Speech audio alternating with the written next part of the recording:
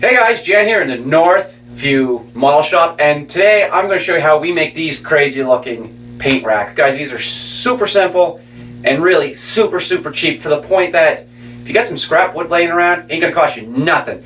Guys, really cool. If you got a table saw, you might even need a chop saw, some nails, hammer, a measuring tape, and a little torpedo level, and some screws. Dirt simple. And guys, here's the dimensions we cut this to. Now this one we cut a little bit bigger so we could hold on and grab some of the larger L-clad bottles. Guys, if you want to hold some spray paints a little bit bigger, if you're just running little Vallejo bottles or AK Interactive bottles, a little bit smaller. But these are the general dimensions that we kind of started with, and that's what we're kind of working with.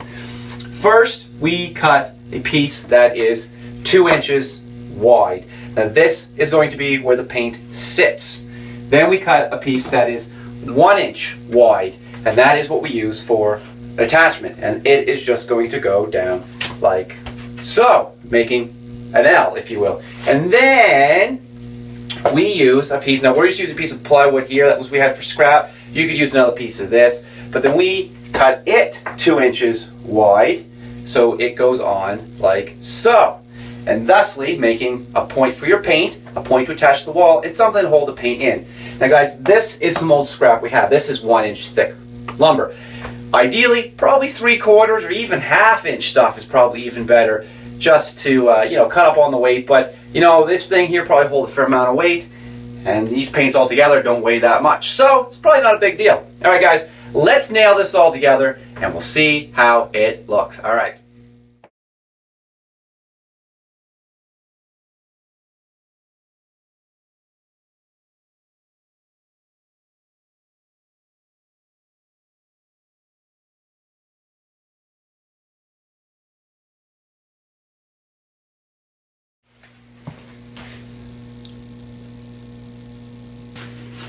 Alright guys, it's time now to mount our wonderful paint shelves to the wall. Now guys, what we've gone ahead and done is measured out from the corner of the wall out every 16 inches. Because if your room has been built to code, every 16 inches there should be a vertical stud. And definitely that's where you want your screws to land. The last thing you need is your shelf barely hanging on and fall. And it's not going to fall and just hit the floor, it's going to fall and smash something that you are ready to go to a show with. So good idea, at least get 2 of them in. So we've marked out, we transfer those dimensions over to our shelving unit here, and we've already pre-laid the screws. So let's get this mounted up on the wall. Now what we do, or what we're going to do here, is just get it butted up and to line up with the bottom of our other one here. And like I say guys, there's better ways to do this to make it look a little more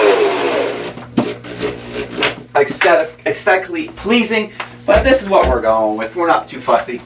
Alright guys, with your torpedo level, setting it at approximately center. And now guys, this is pretty spot on, and it's mostly because we know we're square here, so by butting it up to there, it pretty well takes the guesswork out of it, but you still want to make sure you're level. Now like I said, if you don't really care, you put it on where you go, but if something like this bothers you, that's not square, not straight, you might not use it. Alright, and there we go. We grabbed a stud on each end. No need for one in the middle, unless you run into a scenario where you're using older lumber like we have, and it's quite wompy. You're going to probably want to nail down. These ones here had quite a bit of bow into them. Alright guys, the project is now complete, and now's a good time to talk about safety. You're going to have to use hammers, some nails, a drill, table saw, chop saw, things like that. So guys, protect your fingers, protect your eyes. Always wear CSA approved safety glasses, like these nice Iron Man ones. And since we're working overhead, always put a bump hat on. So there we go guys. Simple, cool, little project. Like I said guys, this is very basic and very rudimentary. By no means am I a carper, by no means am I Norm Abram or the New Yankee Workshop. I'm a heavy equipment mechanic by trade, so my carpentry skills are not the greatest. So that's why these aren't as fancy as they probably could be. I'm sure you guys out there can elaborate and expand on the project and make it look nice. Like I said guys, we're using a heavier material here, probably a 3/4 or a little bit thinner material would look even better, cleaner, sharper.